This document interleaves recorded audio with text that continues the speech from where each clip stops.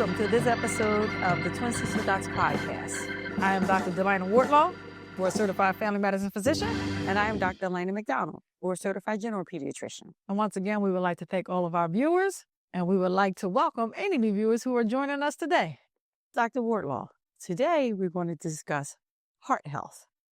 Yes, very important, because heart disease remains the number one killer in the United States for men and women. Heart disease can come in many forms. It can come in the form of coronary artery disease, where your arteries get clogged with cholesterol if there's blood flow and you have a heart attack. It'll also come in the form of an abnormal heart rhythm or an arrhythmia, where the heart is no longer beating like 1-2, 1-2, 1-2. It is either beating rapidly, like 1-2, 1-2, 1-2, 1-2, 1-2, 1-2, or it's beating irregularly, right? It's like do-do-do-do, do-do-do. So it's not a predictable 1-2 heart rhythm. You can have this congenital heart disease. Dr. McDonald, you may see some heart disease in babies that are born with heart disease. Then there's also valvular heart disease, where the valves of the heart become malfunctional, and it causes you to have heart problems that need to be treated. Mm-hmm. And then there's also muscular heart disease, where you can have, they're called myopathies, where you can have the muscles that are not, because the heart is a big muscle that pumps, and if the muscles are affected, doesn't work appropriately, and here you have another form of heart disease. So, Dr. Wardlaw, how do we prevent heart disease? How do we detect it? So a lot of things that has to be done, but how can we prevent heart disease? So there are known risk factors for heart disease. One, obesity. And we know that obesity is an epidemic here in the United States, not only in adults, but also in children. And so obesity, we have to work on diet and exercise to be able to lower our rates of obesity. We look at a number called the BMI, which is being reevaluated, because BMI, it looks at the percentage of fat, but it doesn't look like how the fat is distributed. And so that can present in a different way for different ethnic groups. And then also we have to look at, our activity, exercises that we are getting in, making sure that we are getting exercise on a regular basis. And we'll talk a little bit more about that, but we talk about the amount of exercise you can get and, the type of exercises that you can get. Another risk factor is family history. So family history is another risk factor. So again, having a conversation with your family members, because it is so important. Also, particularly if they had heart disease at a younger age, less than the age of, 55 years of age, 50 years of age, making sure that we're having these discussions. Another risk factor is high cholesterol. Again, that goes back to diet, and we'll talk about that in a minute. And then also smoking. We've said it multiple times, and we will continue to say it. Smoking is a huge risk factor for heart disease. Yes, along with many other diseases. And we'll also talk about high blood pressure and diabetes. Yes. And so those are risk factors. And so with that, we need to do what we can do to control the risk factors that we can control. Right. We can't control our age as much as we would like to. Right. We can't control our age. We can't control our biological sex. Right. We cannot control our family history. Yes. We can't control our diet. Yes. We can control our exercise capacity. We can control, if we smoke, alcohol is another a risk factor. So we can control smoking and drinking. So those are the things that we need to be in tune to. We can also control going to the doctors. Well, in some cases, because unfortunately, talk about access to care is a huge issue. But if we can control that, we need to make sure we're getting to our doctors, because not only do we need to have these conditions diagnosed, we need to have them treated properly so that we can have them maintained at a well-controlled level. And also, we can reverse some of these things. We can reverse high blood pressure. We can reverse diabetes. We can lower the cholesterol. But in order for us to do those things, we have to know that it exists. We have to be able to treat it appropriately. We have to continue to evaluate it to see if the treatment is still necessary or if we need to adjust the treatment. So when we talk about heart health, we always talk about knowing your alphabet. So let's go over the alphabet, Dr. Wardlaw. So let's start with A. A is the A1C, the hemoglobin A1C, which is the number, a test for diabetics that tells us on average what your blood sugars are running on a daily basis over a 3-month period of time. So when you go into the doctor's office, and the doctor's office checks your, they check your finger stick or they draw your blood at that time for a blood glucose, it is a time-stamped test. It tells us what's going on at that very moment. The A1C gives us the opportunity to see what's going on over a 3-month period of time. And our goal for that is to be less than 7.0. Now, stay tuned for a further discussion on diabetes because that's a huge discussion. Right. So we will revisit that as well. But for the alphabet, remember the A1C, Yes. also known as the hemoglobin A1C, for diabetics, the goal is to be less than 7.0. Make sure you know that. Have a conversation with your doctor if you're diabetic. Let's go to B. B is your blood pressure. And so the blood pressure is blood pressure, again, another big discussion, but blood pressure is the amount of pressure that is required to get blood through your vessels. We know we need blood to carry oxygen to our vital organs. And so the blood pressure number tells us if you are having difficulty with that, it can have an effect on the vessels as well, make the vessels weaker. So a blood pressure comes in a range, but the ideal blood pressure number, 120/80. However, we look at the individual patients, if they have other risk factors, if they're obese, if they are diabetic, if they have high cholesterol, if they've had previous heart issues, conditions, or strokes, because the blood pressure has to be controlled very more aggressively in patients who have those other conditions. Not every blood pressure needs medication.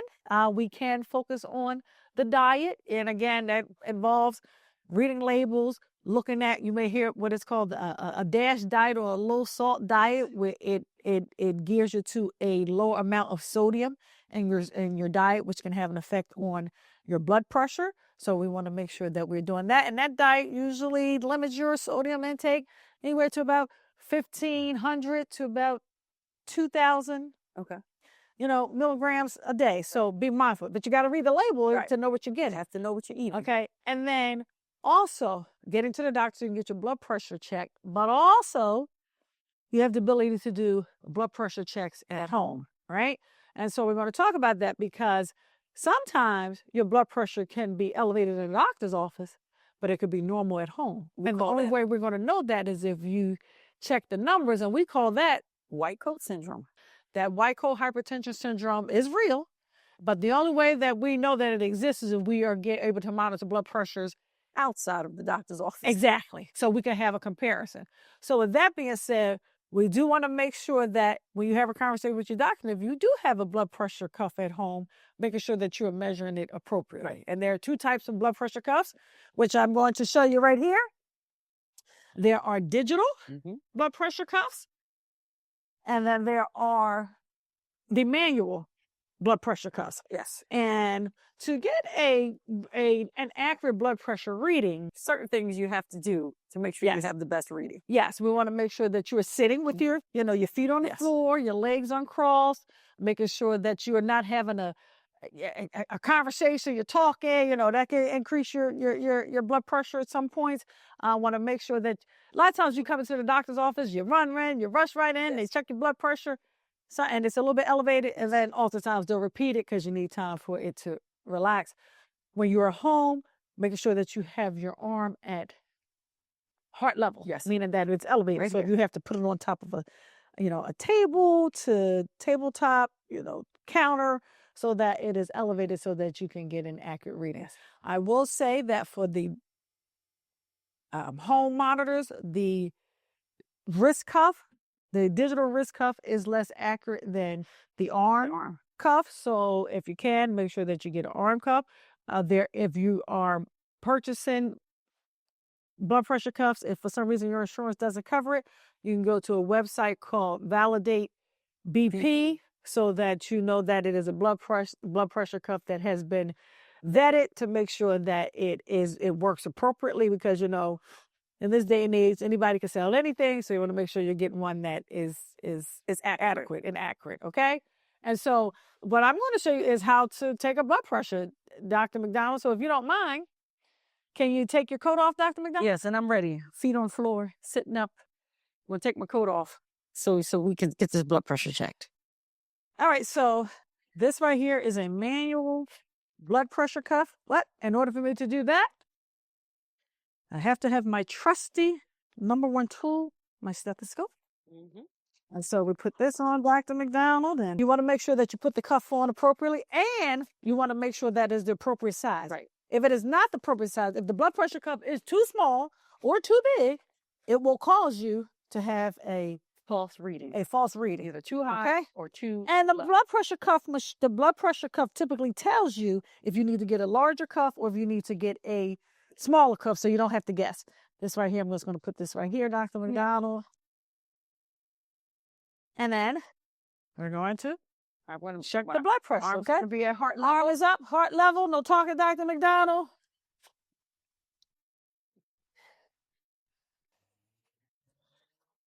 And so since Dr. McDonald is not my actual patient, you can tell her my blood pressure. And she's given me permission. I'm actually going to report out her blood pressure, which was really good, Dr. McDonald. It was 118/62. So that's a great number. And again, blood pressure can come in ranges. So you want to make sure that the ideal number is 120/80. But again, there is some room for being a little bit higher, being a little bit lower. So you want to make sure you have that conversation with your doctor. It always goes back to we give, there's recommendations and there's guidance, but you have to have a conversation with your physician to figure out what is best for you. We're not giving any specific medical advice. So with the digital cuff is what most patients have at home. Yes. You don't need a stethoscope, okay? And again, you're going to put the cuff on. All right. And so with this, it'll tell you how to start the machine. And then you're going to feel it tighten up on your arm. And then the digital blood pressure cuffs not only does it give you a blood pressure, it also gives you a heart rate. And so Dr. McDonald will do her blood pressure and her heart rate.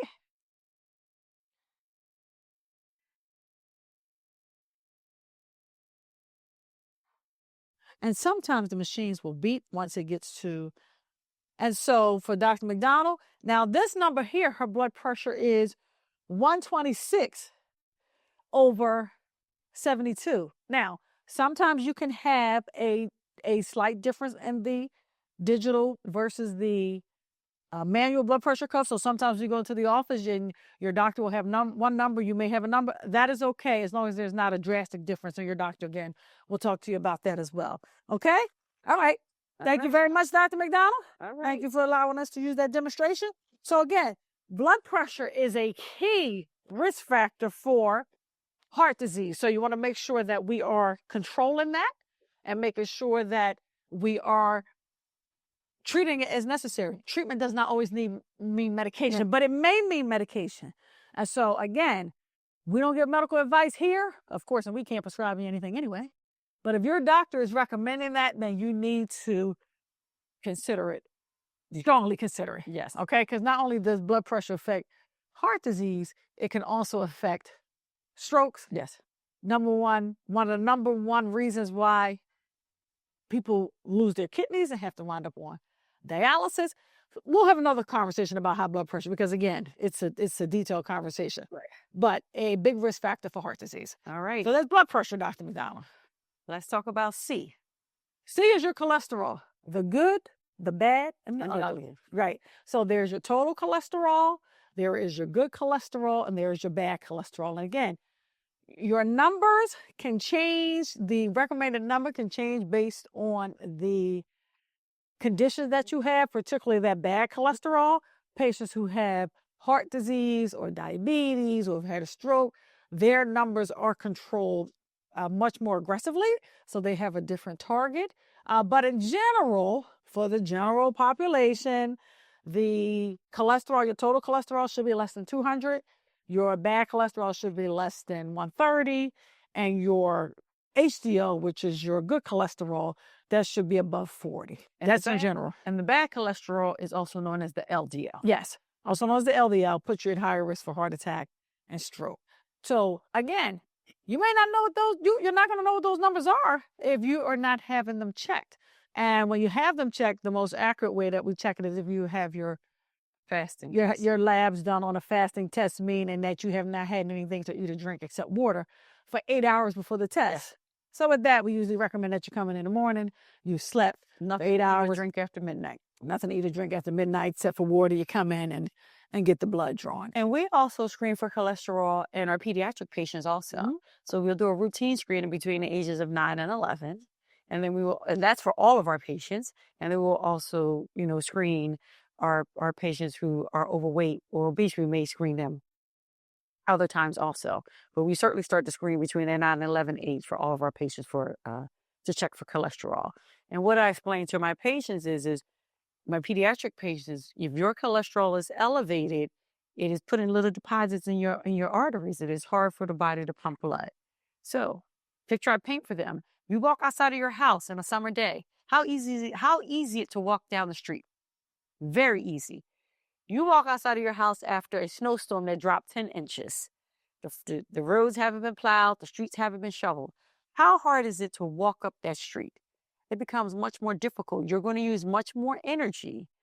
You're going to have to use many more muscles to plow through that snow to get down the street. So if you think about your heart pumping, trying to pump blood against arteries that has cholesterol deposits in it, then it's much harder for the heart. And the heart starts to work overtime, and that can weaken the heart. So that's why it's important for us to know our cholesterol numbers so that we can work to decrease those numbers if they're elevated. Absolutely. And another thing is, as you say, a picture is worth 1,000 words.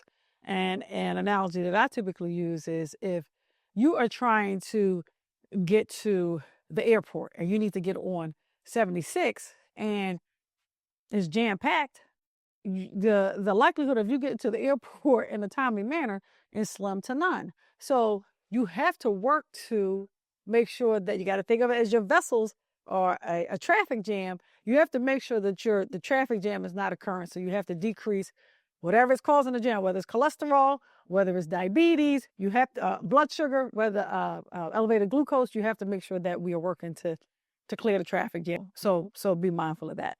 Again, some with cholesterol, diet and exercise is key, right? So we have to make sure that we are focusing on reading the labels. Again, looking at, unsaturated fats or preferred over saturated fats. Trans fats, if it says it on the label, probably shouldn't be eaten. You shouldn't eat it because that definitely increases the risk of cholesterol accumulating in your vessels. Not all fats are bad fats. You look at the omega-3s. You look at unsalted nuts. Avocados. So those are things that we can do to introduce the good fats into our diet, because you do have to have some fats in your some fats in your diet. All right, and then now we're at D. D is diet. And so we've been hitting on diet. Yes. So you have to make sure that you are not only focusing on what you're eating, how much you're eating, portion control, and when you're eating. Yes. Right? So you want to be mindful of those things as well. You want to make sure that you are not eating to get full. You want to make sure you're eating to get satisfied. And sometimes that just requires us to receive some cues. Sometimes backing up from the table and giving us ourselves a couple minutes to say, I really am full. I don't need that second dish. We talked about the types of fat. Sugar is not our friend. Yes. Sugar, we have to be mindful of the sugars, liquid sugars, the drinks. Yes. The sodas. The coffees. The lattes. The Gatorade. The juicy juices. They all have sugar in it, and we definitely want to cut back on those. High content of sugar. Yes. And so the soda. So we want to make sure that we are being mindful of that. Again, read those labels. Read those labels so you can know exactly what you are ingested. The fried foods, the fatty foods, the junk foods, the processed foods. Yes. All we want to make sure we are cutting back on them and making sure our diet is more loaded with fruits and vegetables Fiber. proteins and, chicken and turkey and eggs and Beans. beans. Yes. And fiber. We're making sure, we're getting all of those things in our diet. And then the next thing we're going to talk about is Exercise. yes, E. Good old exercise. E is exercise. And so for exercise, one, consistency is key. So the biggest thing with doing exercise is getting to the place that you need to do exercise. Now, that doesn't mean you have to go to a gym. Right. You can utilize what you have. Utilize your space at home if you're not a gym person. You could look up exercise activity on YouTube or Netflix or on cable to utilize the resources that you have. You don't necessarily have to go to a gym. Right. You may have some exercise equipment in your home. Yes. But do what works for you, because what works for me may not work for Dr. McDonald. What works for Dr. McDonald may not work for another person. So you have to do what works for you. And please do something that you're not going to dread doing. Right. If you dread getting on the treadmill, you're likely not going to do it. That's So probably find something that you enjoy doing so that you are going to do it on a more consistent basis. You're not trying to figure out how not to do it. You're looking forward to actually doing it. yes, and you can break that out, right? The swimmers, the runners, the sprinters, the bikers, the bikers, about 75 minutes a week. And again, you can break it up the way you need to, but just making sure you're being consistent. Now, please don't, if you haven't been to the gym in a year, go to the gym on New Year's Day and decide that you're going to do 2 hours worth of a workout. Right. Well, then the next day, you're probably going to be like, I'm not going back there because you can barely move. So you want to be mindful and you want to do things in a stepwise approach, but consistency is key. Well, with that, there we are. We have reviewed our alphabet for heart health. Thank you for joining this episode of the Twin Sister Docs podcast. So I think we good. We know we got to go back to the nutrition stuff. We'll tap like that. Okay. All right. Good. All right. We're good?